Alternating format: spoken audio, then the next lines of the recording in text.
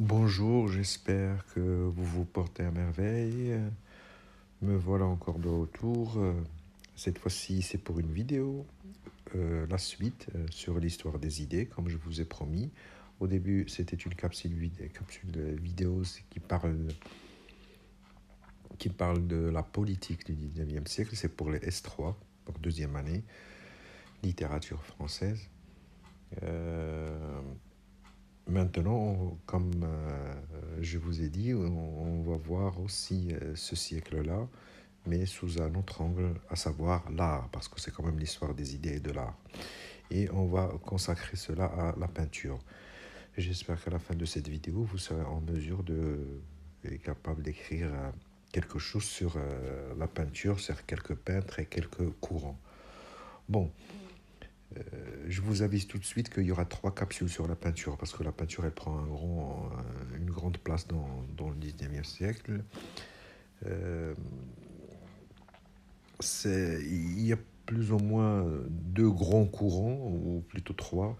Il y aura 2 petits courants sur lesquels vous devez avoir quelques idées, mais il y a 2 courants majeurs que vous devez maîtriser et que vous devez être capable d'en parler. Allez, donc sans plus tarder, nous allons attaquer les courants. Donc on va parler surtout de néoclassicisme et de romantique. Déjà pour être clair sur ça, n'écrivez rien s'il vous plaît. Essayez juste d'écouter tout ce que je vous dis. Je vais vous le faire défiler dans la vidéo. Vous aurez le temps d'écrire et de prendre note à votre guise. Le néoclassicisme, déjà, mettons d'accord sur néoclassicisme et romantique. Le néoclassicisme, quand vous voyez néo, ça veut dire c'est quelque chose qui existe déjà et qui est revenu sur la table. Donc, quand vous voyez néoclassicisme, ça veut dire vous comprenez que le classicisme était déjà là, qu'il a peut-être disparu et qu'il a refait surface. C'est pour ça qu'on ajoute le préfixe néo. D'accord? Donc, voilà pour l'étymologie des termes. Alors, pour le néoclassicisme, je vous ai choisi d'abord Jean-Louis David. J'ai oublié un S pour lui. Je vous ai mis ces dates. Donc, vous ne pouvez pas négliger ce monsieur-là parce que c'était un grand peintre et c'est lui qui est plutôt le chef de file du néoclassicisme. Le néoclassicisme consistait tout simplement à, comme la période classique, à être droit, à mettre un petit peu de l'ordre, à être raisonnable.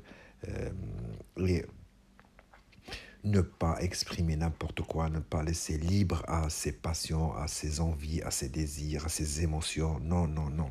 Le classicisme nous a appris qu'il faut peindre d'une certaine manière, écrire d'une certaine manière, faire une pièce théâtrale avec une certaine manière, avec des règles comme j'imagine que vous le savez par exemple dans le théâtre classique, il faut faire la règle de 3 et ainsi de suite. Ben, c'est pareil aussi avec l'école classique, il y avait des rois qui étaient toujours là et qui prenaient l'art sous leur aisselle, ça veut dire ils contrôlaient l'art en donnant de l'argent aux peintres et en commandant aux peintres des tableaux. Donc c'est normal que les peintres ne pouvaient pas avoir une certaine liberté dans leur expression.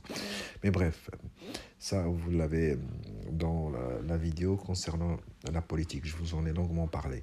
Ici, bien sûr, néoclassicisme, donc vous remarquez déjà, regardez la peinture, elle est souvent sur des trucs comme le combat de Mars que je vous ai montré là, ou bien Napoléon Ier en 1800, donc on est toujours en train de glorifier, il y a toujours des guerres et des guerres, parce qu'il n'y a rien de toute façon, il faut valoriser le roi, il faut valoriser la monarchie. Donc ce n'est pas par hasard que vous trouvez souvent des portraits de Napoléon ou bien des images de guerre gagnées ou de batailles gagnées. Jean-Louis David, il est le chef de file. Donc concernant la peinture néoclassique, remarquez que les traits sont très très nets, l'image est claire.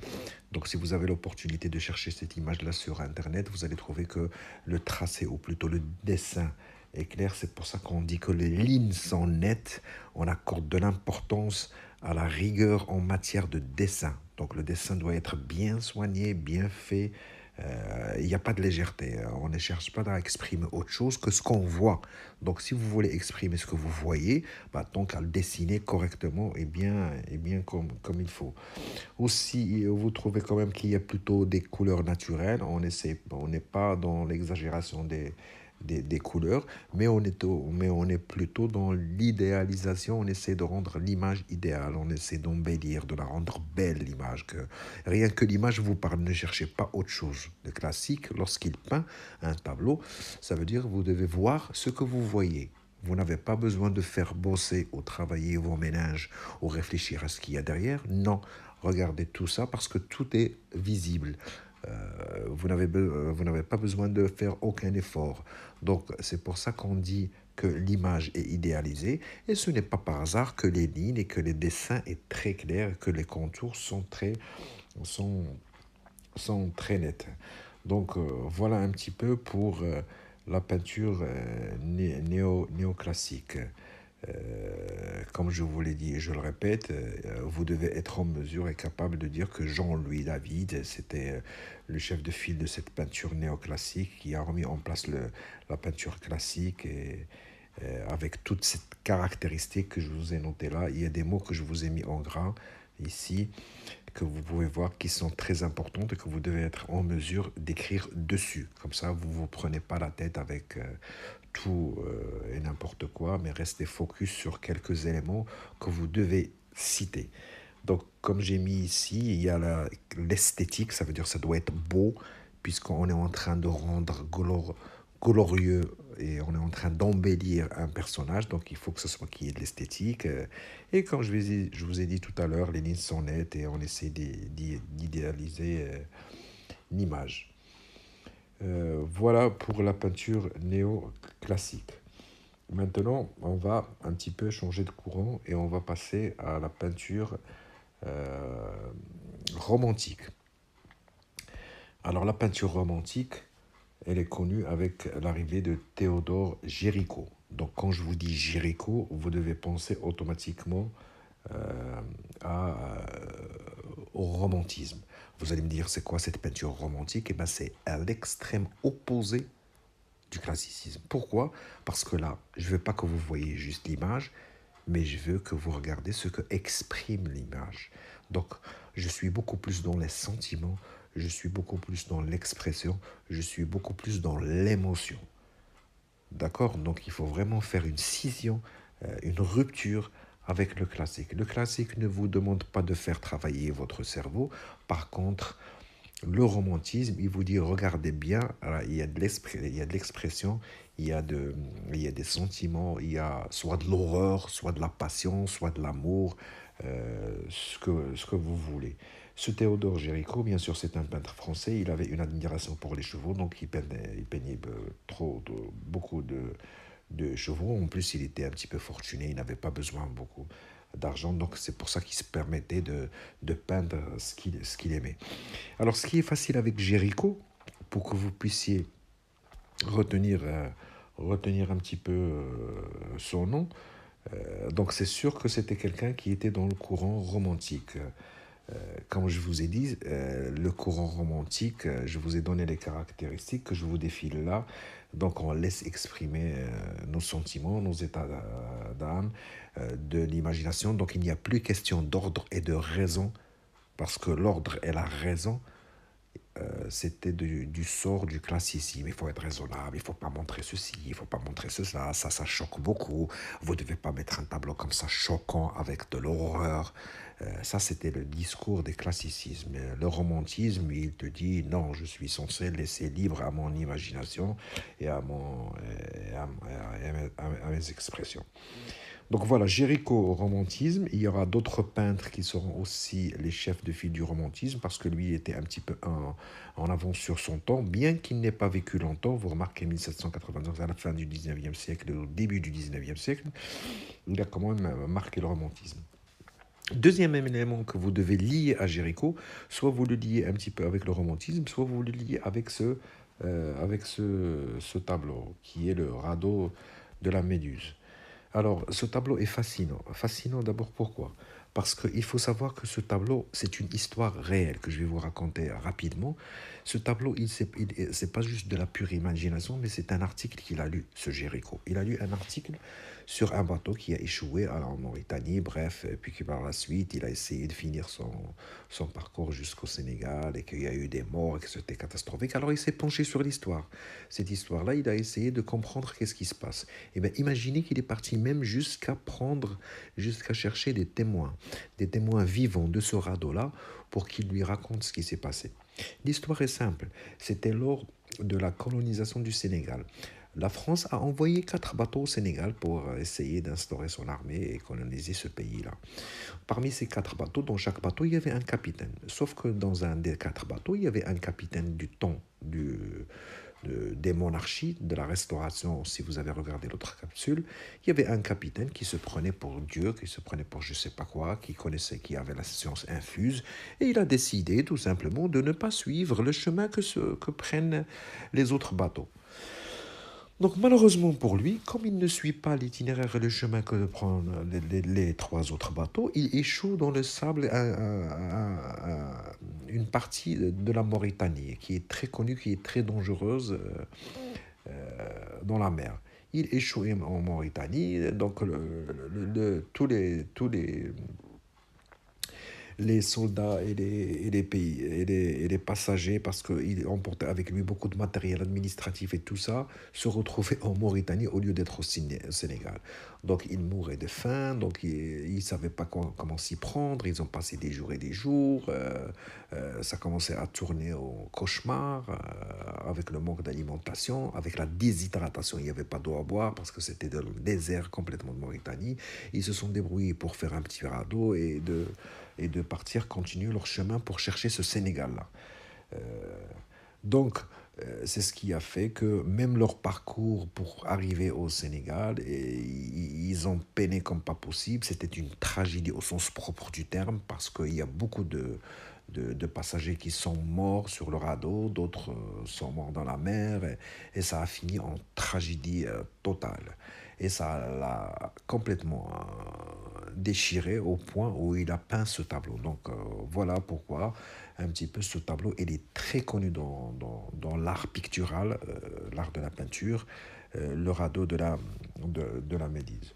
Donc pour analyser un petit peu ce tableau-là, au cas où on vous demande qu'est-ce que c'est que le tableau de la Méduse, le radeau de la Méduse, vous savez de quoi il s'agit, que c'est un tableau peint par Géricault vers le début du 19e siècle, et qui relate le naufrage un petit peu des passagers d'un pseudo-bateau, parce que c'est juste un radeau qui était un bateau de fortune, pour pouvoir arriver à destination à cause de cette arrogance et de cette prétention comme quoi je sais tout à un certain capitaine.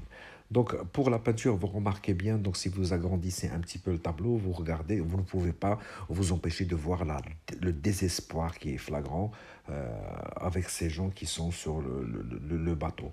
En plus, en matière d'éclairage, vous remarquez aussi qu'il y a quand même un contraste frappant. Contraste, ça veut dire que quand je vous mets le blanc, j'essaie de vous mettre le noir avec. Comme ça contraste. Quand je vous mets un rouge léger, je mets un rouge vif. C'est ça ce qu'on appelle contraste. Donc on voit bien qu'il y a des chemises qui sont éclairées avec du blanc, d'autres ne le sont pas. En plus, il y a l'horreur. Je suis désolé, sur le premier plan, on voit bien l'horreur qui surgit de ces corps là.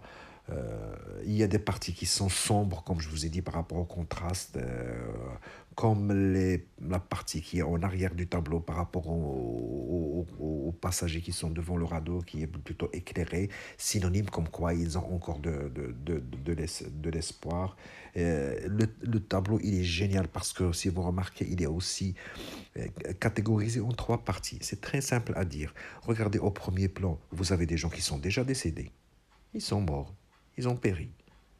Au deuxième plan, vous voyez quand même des passagers qui sont à genoux ou bien par terre, levant un petit peu la main. Ça veut dire qu'ils sont en difficulté. Peut-être qu'ils finiront aussi par mourir parce qu'ils sont à moitié par terre. Et au arrière du tableau, tout au devant du radeau, Il y a des gens qui sont debout, qui soulèvent la main au dehors de ce que ça veut dire qu'ils sont encore un petit peu vivants et qu'ils sont encore de l'espoir. Bien sûr, vient aussi cette vague qui est devant, qui est quand même un mauvais présage, qui annonce quelque chose de tragique encore plus, parce que peut-être que cette vague-là, elle va frapper le tableau, elle va le chavirer, et peut-être que tout le monde décédera. Voilà pourquoi ce tableau est fascinant et d'autant plus, comme je vous ai dit, qu'il est tiré d'une histoire vraie. Il y a aussi un autre tableau d'un autre peintre allemand qui parle un petit peu de, du romantisme, parce que comme je vous ai dit ici, vous ne pouvez pas nier qu'il y a de l'expression de sentiments, il y a de la tragédie, il y a de l'horreur, il y a du désespoir. Il y a aussi ce tableau qui est connu sous le nom de Voyageurs contemplant une mer de nuages, qui est un tableau d'un peintre allemand, Friedrich.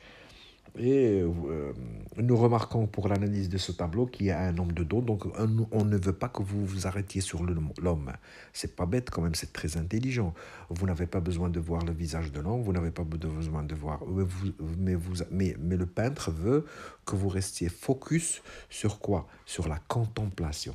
Ça veut dire c'est un homme, peu importe lequel, on s'en fout, mais qui est en train de contempler le paysage, qui est en train de réfléchir sur le paysage. Donc, c'est pour ça qu'il ne veut pas que vous vous arrêtiez sur le personnage. Euh, il y a des nuages aussi. On remarque qu'il y a des nuages. Ça veut dire que le regard est très loin. On est encore dans la réflexion. Puis on voit certains rochers qui surgissent de ces nuages-là. Regardez encore ici le contraste. On est toujours dans le contraste. Vous avez des nuages blancs, mais vous avez des rochers qui surgissent en noir. Donc le contraste est flagrant. Ce sont des terminologies, des mots sur lesquels vous devez revenir à chaque fois que vous analysez un tableau. Donc, la réflexion, le désespoir aussi, c'est quelqu'un qui est en train de réfléchir sur quoi on ne sait pas, mais on vous laisse libre cours de vous poser la question sur quoi il réfléchit. C'est ça ce qui rend ce tableau très, très perçant et très, très, très pointu. Euh, voilà, en gros, en plus de ça, comme c'est noté par rapport à ce que je vous défile, euh, il y a aussi une certaine solitude. Ça veut dire que c'est un homme qui est vis-à-vis de lui-même, qui se retrouve, qui réfléchit sur le fond du fond de son intérieur par rapport à un avenir peut-être incertain ou mitigé. Et enfin, la tenue inadaptée que j'ai mis ici, c'est juste pour vous dire aussi que, regardez, quand même, la tenue, elle n'est pas adaptée au paysage. C'est comme une sorte de contraste. Vous avez un paysage avec des nuages et tout, alors qu'il est habillé, on a l'impression qu'il est bien habillé. C'est un homme qui est assez bien entretenu. Donc voilà, donc remarquez, admettez quand même que ce sont des tableaux qui sont beaucoup plus dans l'expression de sentiments, que ce soit désespoir, que ce soit drame, ou que ce soit ce que vous voulez, ou une passion, mais on laisse libre cours à notre imagination, mais surtout à notre passion et à nos émotions, ce qui est le contraire, encore je le redis, du, du classicisme. Mais celui qui va lancer tout ça, c'est surtout ce monsieur-là. Ce monsieur-là, vous ne pouvez pas le nier non plus, vous ne pouvez pas l'occulter ni l'oublier. C'est en plus de Géricault, c'est celui-là, le chef de file, parce que déjà, il va vivre longtemps, de 1798, fin aussi du Xe siècle, de l'âge un petit peu du temps de Géricault, mais il va vivre jusqu'à 1863. C'est quelqu'un qui est connu, c'est lui vraiment le chef de file qui va lancer ce romantisme-là. Quand on dit Eugène Delacroix, tout de suite c'est le courant romantique. Certes, il est un petit peu aussi influencé par d'autres hommes de lettres, et surtout Victor Hugo qui a lancé aussi le romantisme dans la littérature. Ces tableaux aussi, il y avait des contrastes, il y avait aussi un petit peu de couleurs, beaucoup de couleurs et de légèreté de couleurs. On n'est pas maintenant dans la précision de dessin, mais on est beaucoup plus, on essaie de vous attirer sur tout ce qui touche un petit peu les expressions, les émotions. Son tableau le plus connu, c'est La liberté guidant le peuple en 1830. Et vous verrez que c'est un tableau qui est quand même très très marquant. Euh, vous ne pouvez pas vous empêcher de ressentir quand même cette expression de ces personnages-là. C'est un tableau quand même d'une grande valeur parce que déjà, de prime abord, vous allez remarquer qu'il y a une différence d'âge. Vous avez le sexe féminin, vous avez des petits-enfants avec le petit béret, le petit garçon qui soulève son pistolet en l'air, vous avez des hommes qui sont peut-être d'une classe sociale assez importante, avec l'homme qui porte un chapeau, vous avez ce drapeau emblématique qui, euh, qui marque quand même la Révolution française, à savoir le drapeau bleu, blanc, rouge qui est soulevé. La femme, elle ne se soucie guère de ses seins qui sont dénudés. Ça veut dire elle est prise par cette révolte et par cette rage de vouloir libérer de son peuple de ce système politique qui existait pendant des décennies, à savoir la monarchie. Donc elle n'accorde aucune importance à son corps dénudé. Donc remarquez quand même qu'on est tout le temps en train de parler d'exaltation, de sentiments, d'émotions et d'expression. Il y a tout le monde qui est en mouvement. C'est pour exprimer aussi la force de cette révolte-là. Vous ne voyez pas une seule image de quelqu'un qui est statique, juste debout, mais chacun exprime par une certaine gestuelle, un certain dégoût de ce qui existe. Donc tout le monde est en mouvement. Voilà, donc j'espère que vous avez compris. Jéricho, vous le ralliez s'il vous plaît au le radeau de la Méduse. Pour vous parler, si on vous demande de parler de Eugène Delacroix, c'est le chef de file du courant romantique. Et son tableau le plus connu, c'est bien sûr La liberté guidant le peuple.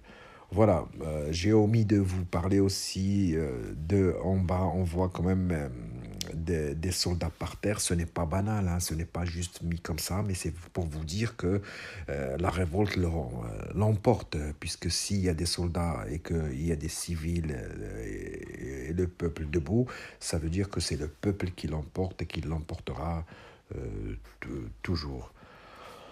Voilà, donc pour récapituler et être bref, le néoclassicisme, on l'a vu tout à l'heure avec qui? Jean-Louis David, très bien. La peinture, elle était centrée sur quoi?